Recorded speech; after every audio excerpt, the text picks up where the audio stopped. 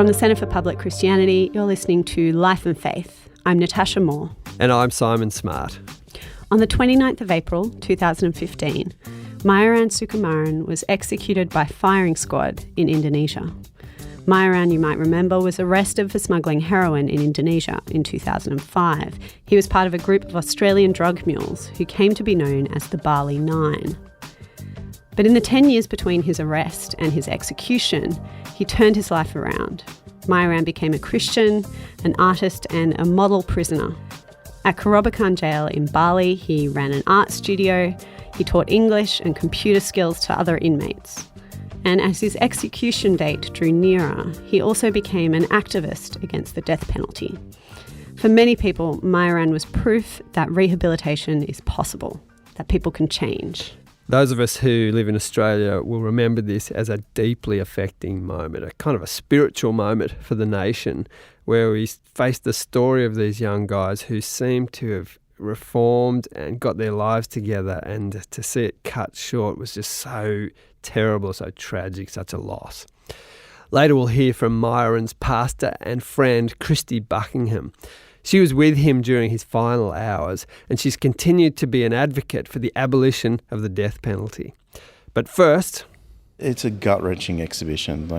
It's one of those exhibitions that, that when Ben approached me, I was like, oh, should we do it? And it kind of, I saw the works and we've got to do this. This is Michael D'Agostino. He's the director of the Campbelltown Arts Centre in Sydney. They have an exhibition on that's part of the Sydney Festival. It's called Another Day in Paradise, and its core is a series of paintings and portraits by Myuran Sukumaran from the last 2 years of his life. Michael's co-curating the exhibition with Ben Quilty, who was Myuran's art mentor and friend. And this show and this exhibition, you can't not but feel for what he went through.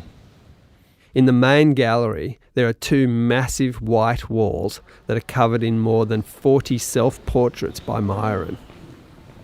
When you walk into the space, there's a sense that he's looking at you with the immense amount of work that we've got here. So they're all staring at you as you walk into the space. One of the walls is called The Final 72 Hours. There are 12 images of Myuran that he painted while awaiting execution on Nusa Kambangan Island. What had happened was he was given 72 hours notice that he was going to be executed. And from that point onwards, he started painting, feverishly. He created over 20 works, which the majority are on display here. And what he wanted to do was capture the time. So there's a lot of portraits that are quite happy, quite sad, but it captures that full range of emotion. His mum said, I think you need to go to sleep, And he's like, no, I want to keep painting. And that's what he did for that last 72 hours. We left one painting leaning against the wall as a way of kind of talking about, unfinished business. So we've left the exhibition, slightly unfinished. It's a really strong statement that Myuran's story would continue and that there's unfinished business that we need to deal with. There's a clear political statement being made as well. The exhibition invites us to think about justice, human rights, the death penalty, and the possibility of rehabilitation, of transformation. Here's Michael talking about a sketch of Indonesian President Joko Widodo that hangs back to front in a dimly lit room.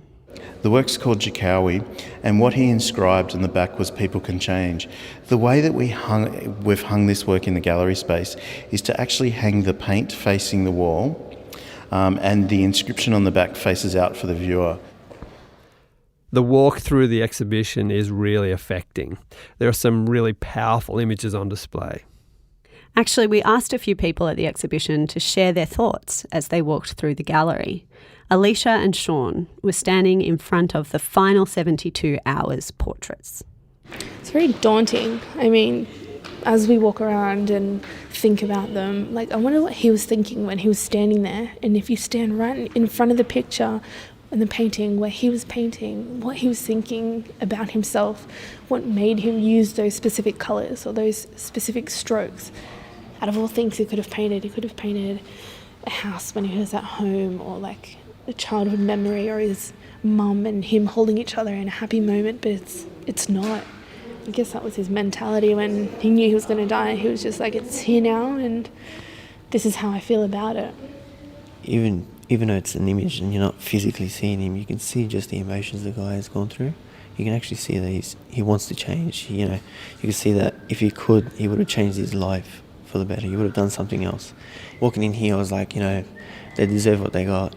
But when you see what they went through, it's like, maybe it was a mistake. We spoke with Jody about Myuran's final painting before his execution. It's an Indonesian flag with red paint dripping down the canvas like blood. It's suspended from the ceiling, and you can look at the back of the canvas where the people scheduled for execution on the same day as him have signed their names. I'm still going goose-pimply over the last painting that he ever did and seeing all of the people that he was with that day when they faced the firing squad, signing and writing some last comments. And it's so poignant. Again, I guess to me it speaks to the value of human life and giving people a chance to face their consequences instead of having to face their death, really. And this is Jan. She had just finished walking through the whole exhibition. It's really hard. I'll get...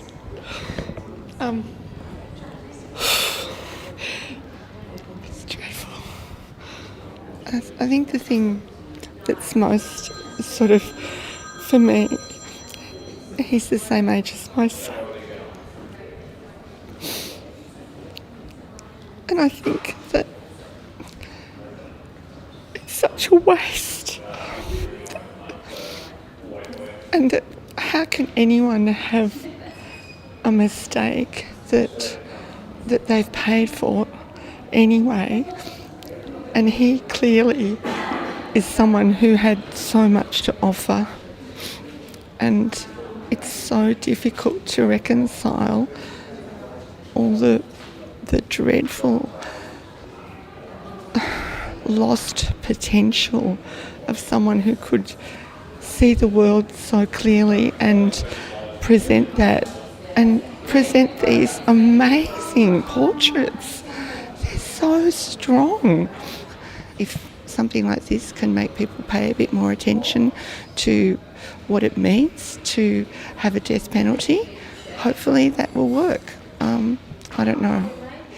It's very difficult, but it's the one. The exhibition really says a lot about the transformation of this person over his time in prison and the possibility of redemption and of hope. When he was caught in 2005, he was I guess a troubled person that was caught up in drugs, and within a short period of time, being incarcerated in a Bali jail, he did so much. He not only created an art studio, but he created a computer room. He created a number of learning opportunities, not just for the male prisoners, but also the female prisoners who'd never had access to education previously. So this is a story of redemption. This is a story about a person that has changed and really, under really extreme circumstances, changed the way that he was living his life. If you're in Sydney and want to visit the exhibition, Another Day in Paradise is showing at the Campbelltown Arts Centre as part of this year's Sydney Festival. It'll be open until the 26th of March.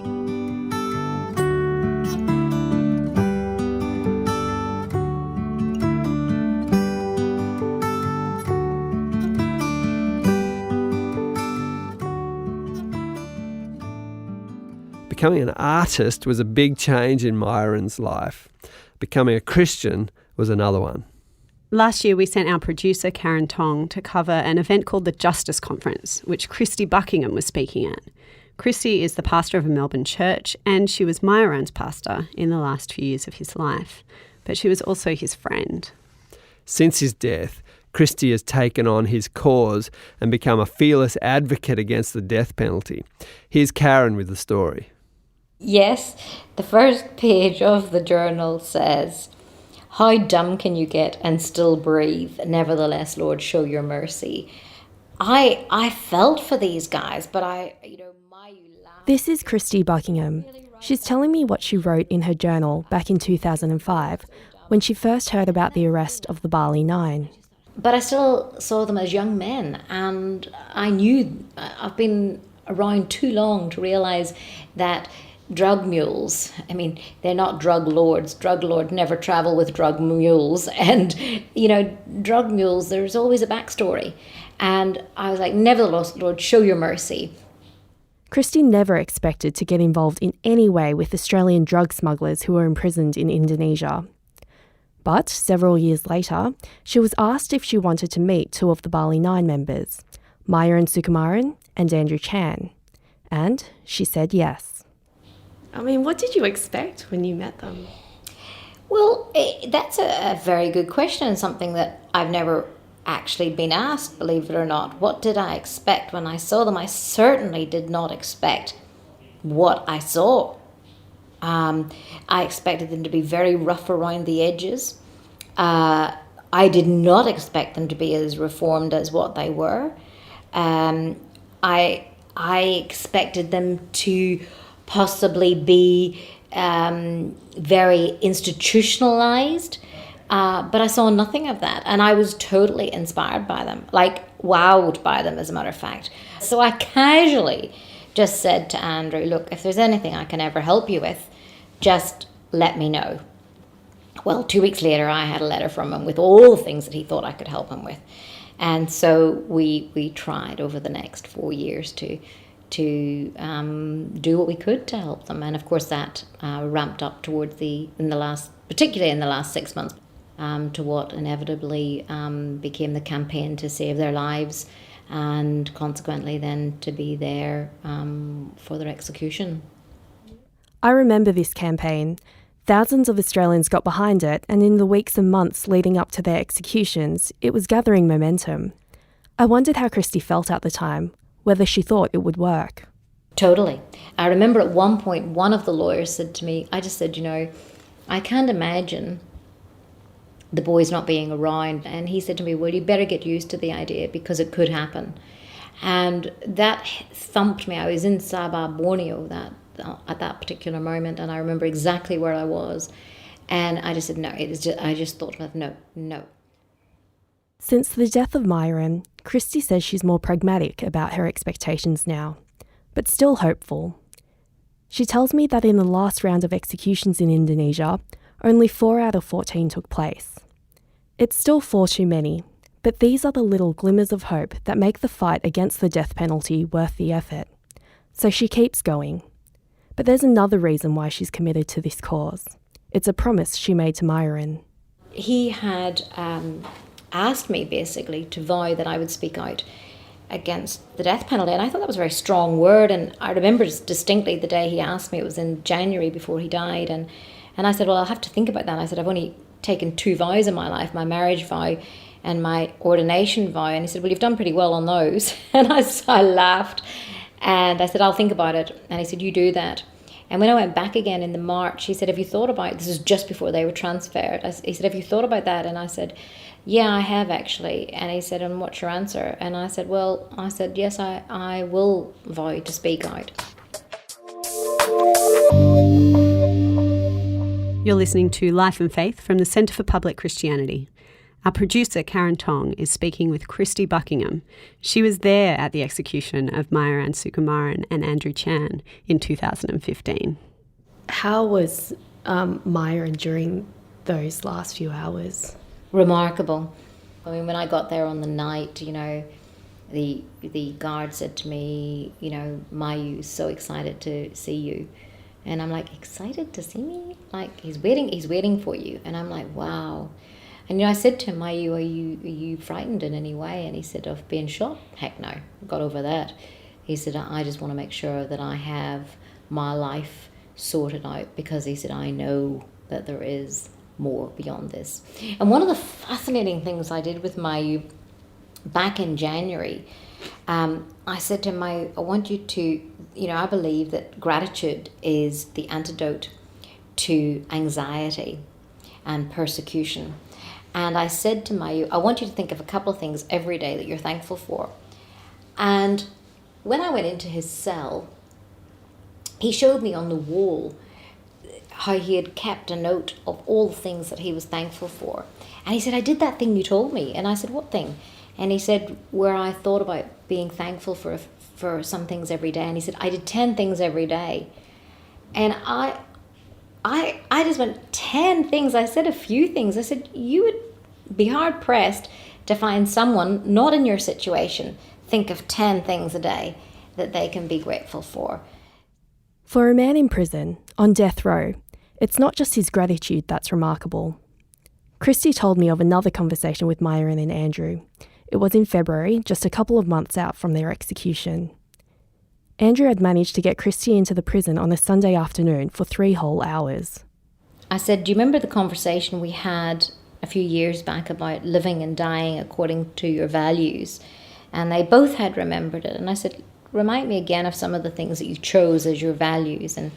And they said compassion, they said courage, they said kindness, they said forgiveness. And I said, well, no matter what happens, we will always believe for the best, but prepare for the worst. And you can live and die according to your values.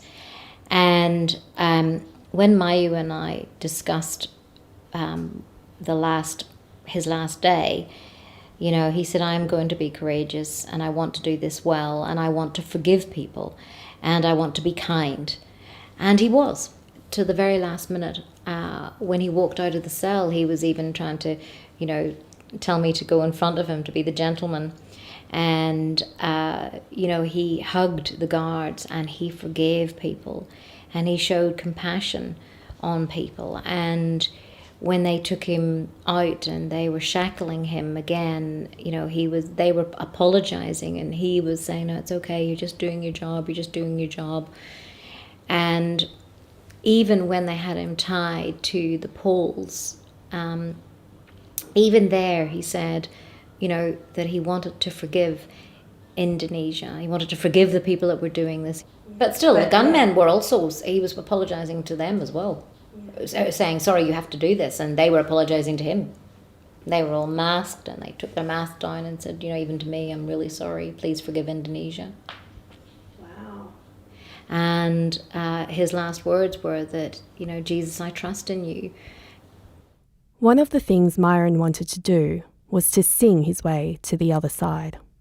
We started to sing and I said, can you hear me? And he said, yes, I can. I said, I'm just going to take a few steps back, and I asked him if he could still hear me, and he could. And I said, look, I'm just going to the side, but we're not far away. And he said, I'll see you on the other side, Mrs. B. And I said, I'll see you on the other side, Mayu. From the Centre for Public Christianity, you've been listening to Life and Faith with Simon Smart and Natasha Moore. If you're in Sydney and keen to see Myron Sukumaran's exhibition, Another Day in Paradise, it's showing as part of the Sydney Festival at the Campbelltown Arts Centre. It's free and open to the public until the 26th of March.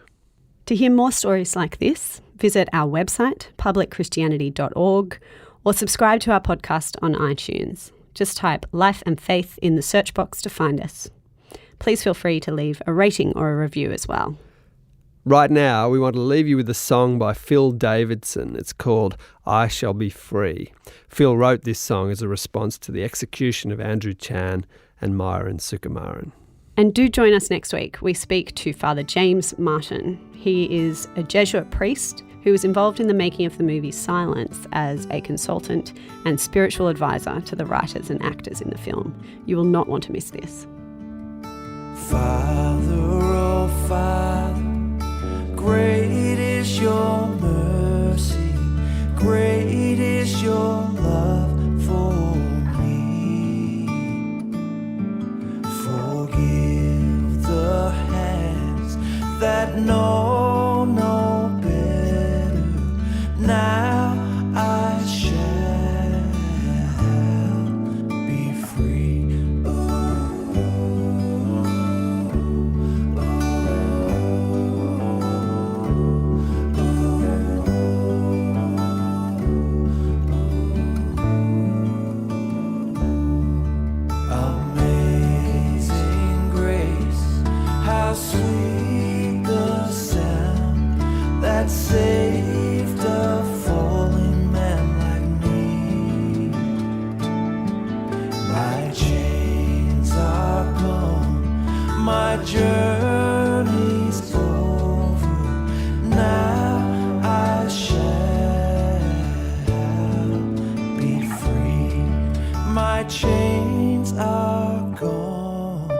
my journey's over now.